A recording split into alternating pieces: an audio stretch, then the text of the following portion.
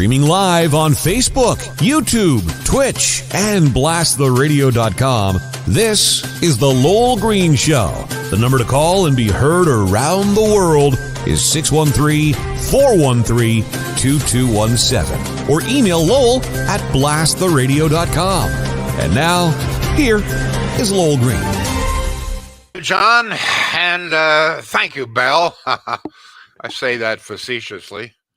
No internet, which, and I don't know what it's like at your house, but with no internet, there's no phones. Our phones don't work.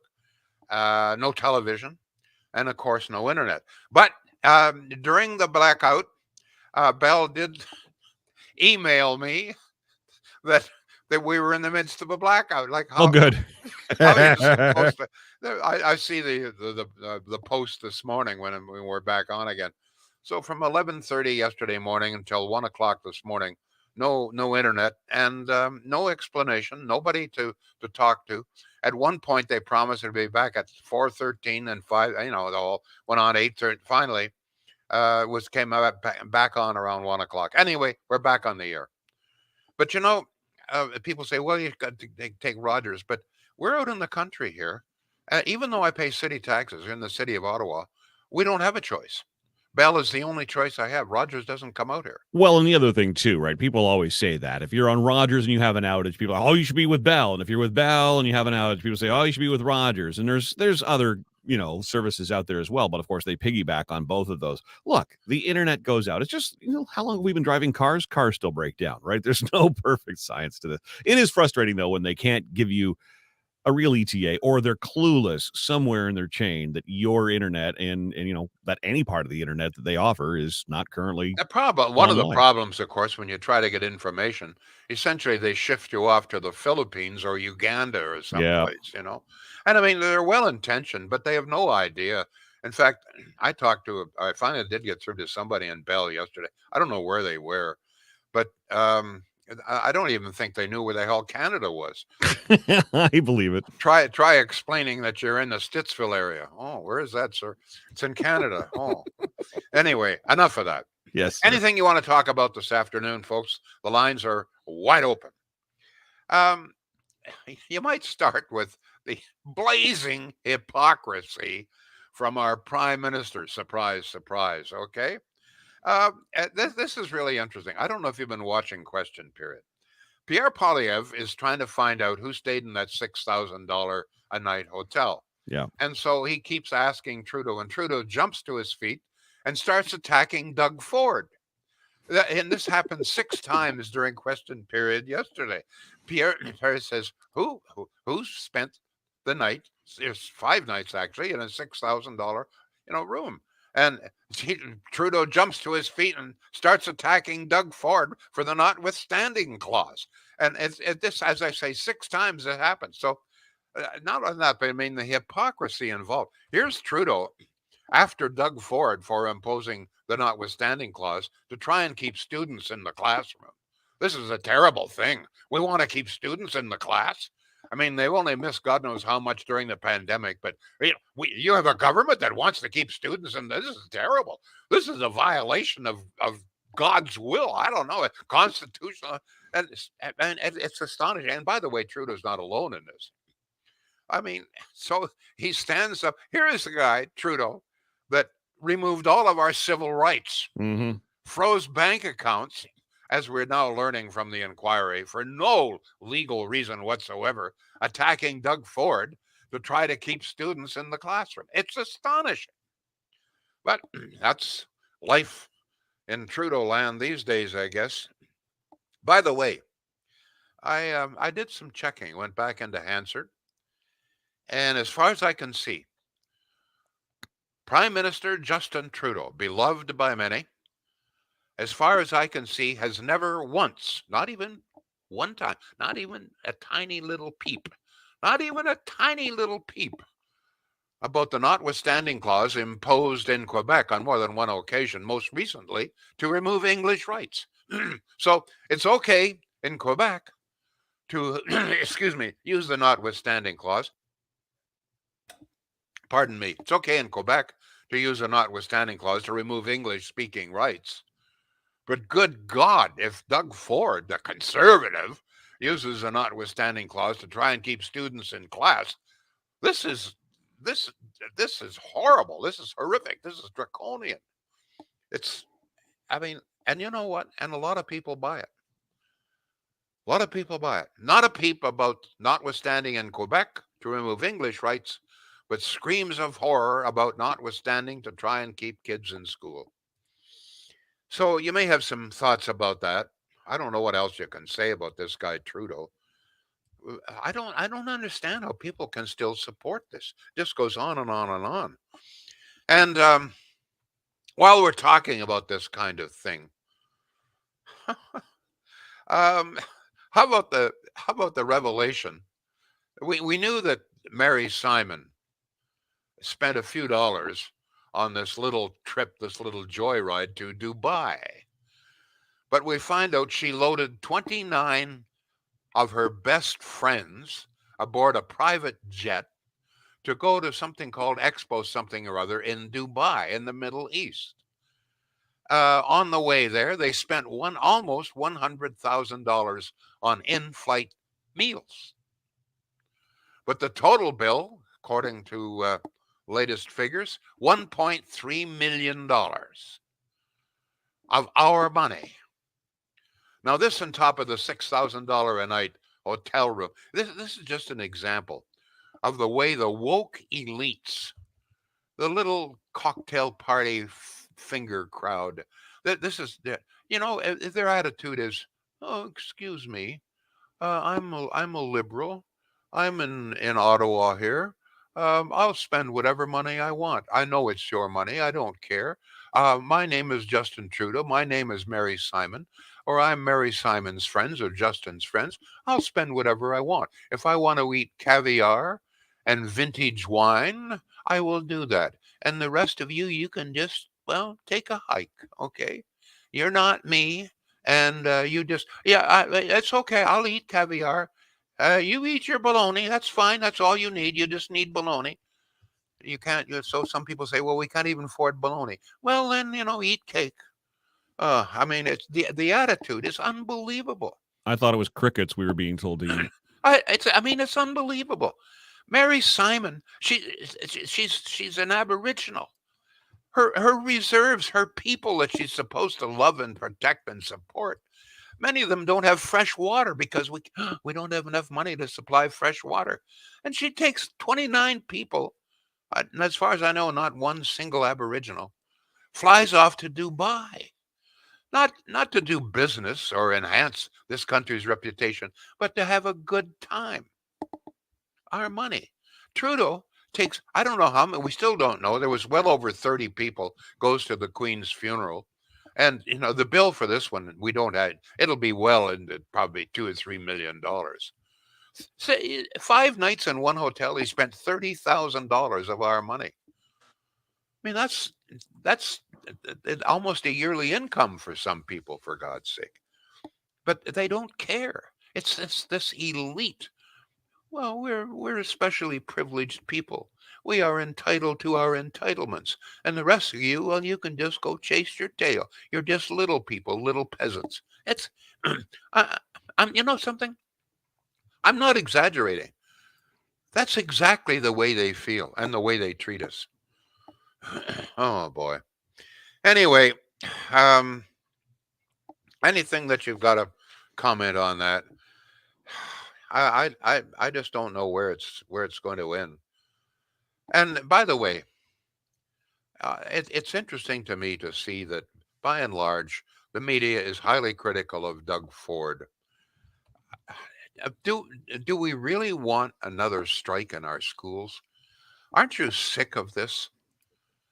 Hey, I mean, what I don't one of the things I don't understand, as I mentioned this a couple of days ago here, Trudeau is offering federal employees an increase of roughly 1.8% a year over 4 years.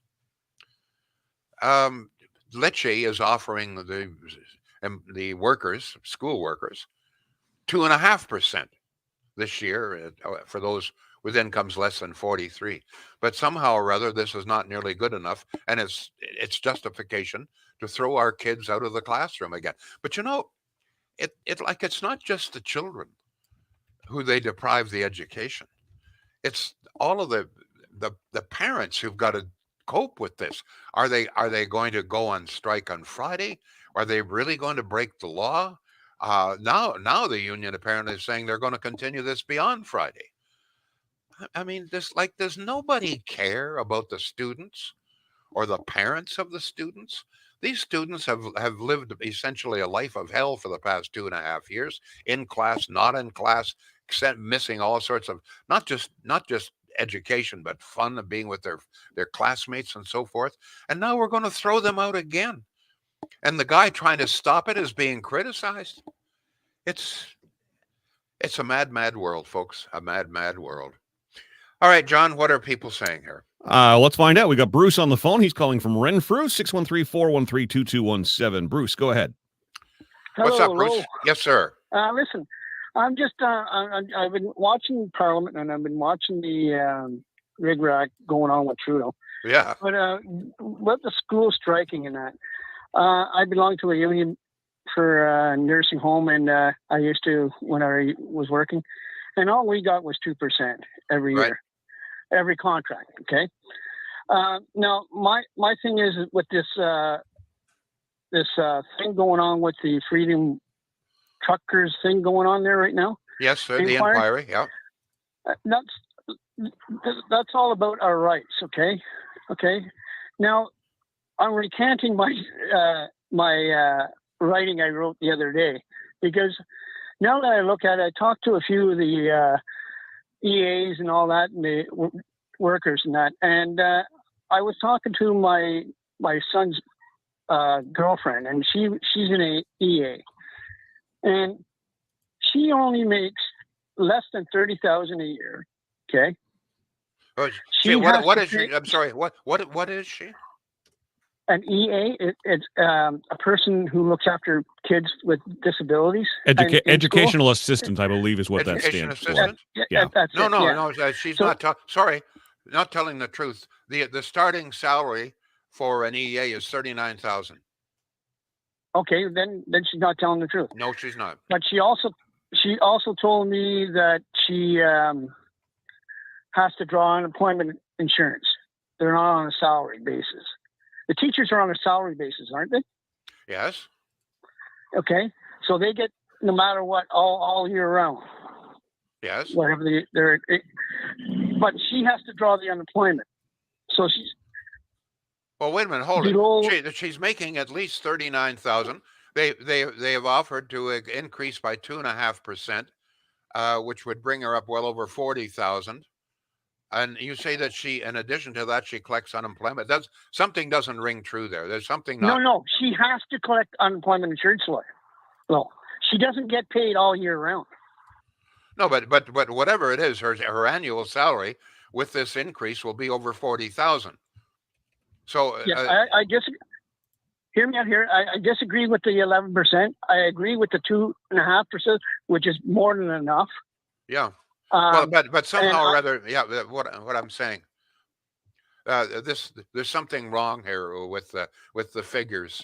The starting salary for an EA, that's an education assistant, is $39,000. If that's what she is. Okay. Yep. Yeah. All right. Thanks for the call, Bruce. Thank you, sir. Thank you. Okay. Take care. Have a good day. Thank you. There's so many different categories here, but if she is in fact an education assistant, that's the minimum salary. Go ahead, please. So I think what and I don't want to put words in Bruce's mouth, but I think what he's saying is because they're paid on an hourly basis, when they're off for the summer, they're not drawing a salary because they're paid by the hour. I'm not sure. All I know is therefore during the summer months, she would be drawing unemployment insurance. I'm not sure whether, but all I know is that she's making or would be making over $40,000. Well, here's LJ on Facebook says, I know another EA who makes $30,000, not $39,000. They don't get paid the weeks they don't work, not Christmas breaks, not summers. Well, she's not an EA then, whatever. All right. Over to David on Facebook. If Ford would bend to the education support workers and give them 11% a year for 3 years, this would send a terrible precedent to the other provincial unions, teachers themselves, and all other public servants. This would drive inflation even higher. Well, that's true. But what I'm pointing out is that the average salary increase, obviously unionized workers, last year, according to Statistics Canada, is 1.8%. That's the average increase of everybody under union contracts. If you didn't have a union contract, chances are you didn't get any raise whatsoever. The Ontario government is offering 2.5% for those making a salary under 43,000. So, and whether they're paid, I'm not sure. All I know is that's the income. Go ahead, please, John. DL says this is true. They are drawing unemployment. All right, over to Ruth. She's texted in at 613-413-2217. When I go into work, I get there 30 minutes early to review patient charts, whether I get paid for it or not. If I deem it necessary, I stay late to do follow-up calls. I am human, says Ruth. Let's go to Joshua. Canada, some of the highest rates in the world for internet and some of the worst service. And I'm the same as Lowell in the country. No choice. Just got high speed a decade ago. Even if you had ExploreNet, says Mike, so we're onto the whole internet thing. Let's move on from that. Is Justin Trudeau going to the climate change conference in Egypt, asks Terry. Will he bring mommy? Will the boy king stay in a 5-star pyramid? Well, in all probability, Trudeau will load probably 30, 40, 50. I think one of these climate things, they took about 80 people at our expense. At one point, at one conference, I forget which one, we had almost twice as many people there as did the Americans. But it's just this attitude that they can spend whatever they want. It's our money, they say. We know that it comes from the taxpayers.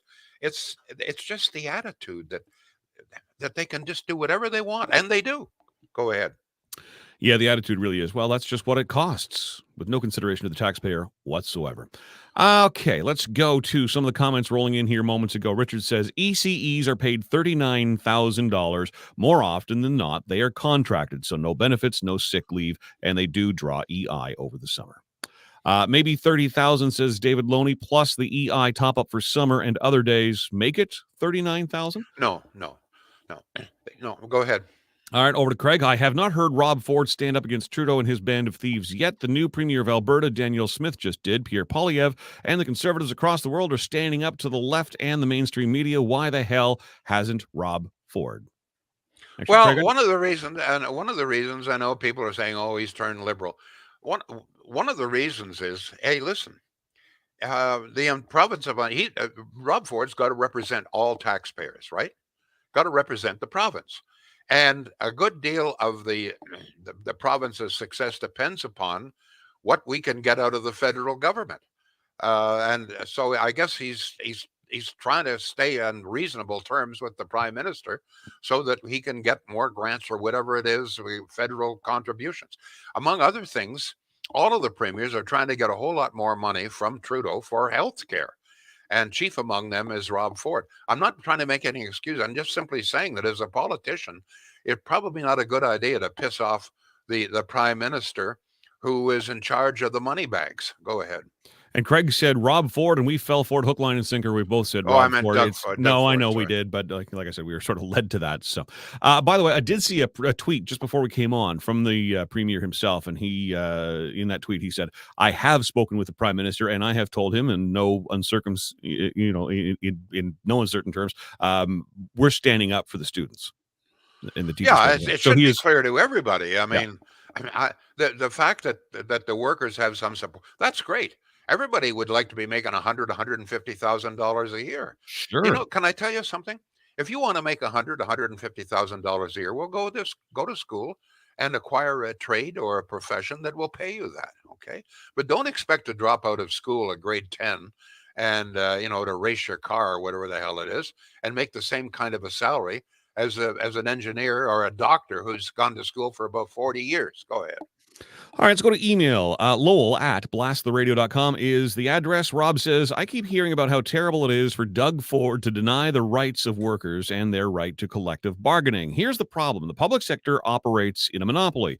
When there is a strike action in the private sector, it affects the company and their employees. When the public sector goes on strike, it inflicts huge pain on the citizens. We cannot allow public sector unions to have the same rights as private sector unions. We just can't. The answer is to change the bargaining rules or start removing the monopolies. I'm not sure why we need public sector monopolies to deliver janitorial services or, quite frankly, to deliver education to our children. Well, he's got some very good points there. Thank you very much. Um, this is true. I mean, if you're dealing with the public sector, you are not only the public sector, but in the case of schools, you're using as ammunition, you're hostage. You're essentially the pawns in all of this are the students. Yeah, yeah. And the parents, but primarily the students. It's the students that I care about, and very clearly so does Doug Ford. Look, if this was a normal year, I might not be quite so adamant. But the fact of the matter is that we have put our students through hell in this province for 2.5 years. I know my grandchildren were involved in school one day, not in school. And Yeah. I'm going to tell you, whatever you say, being schooled at home is not the same as being in the classroom. Agreed. I've had this personal experience myself. You're in a big room someplace or wherever the hell you are, and you're trying to get it educated through the television or your iPad or whatever it is. It's not the same. I'm sorry, and you don't have the companionship of your friends, etc., etc. It's so for 2.5 years, our kids have been subjected to that. They just get back into class, and now we're going to kick them out again because workers want more than 2.5%.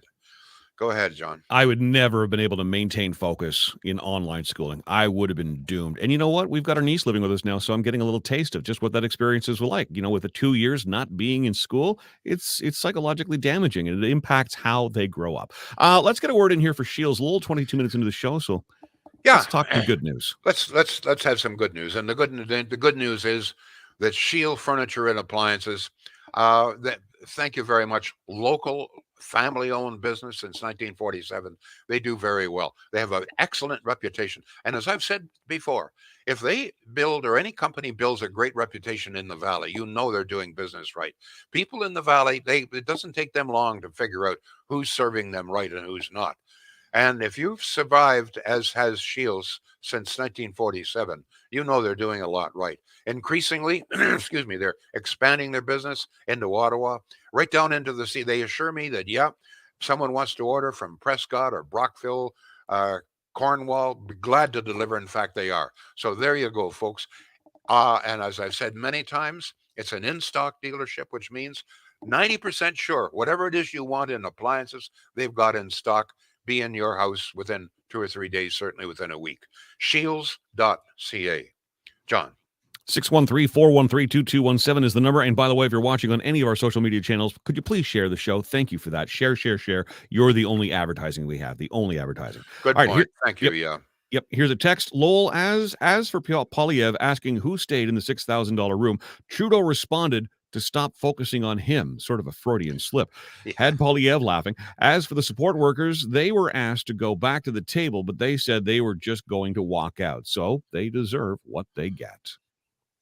Well, see, here we go again.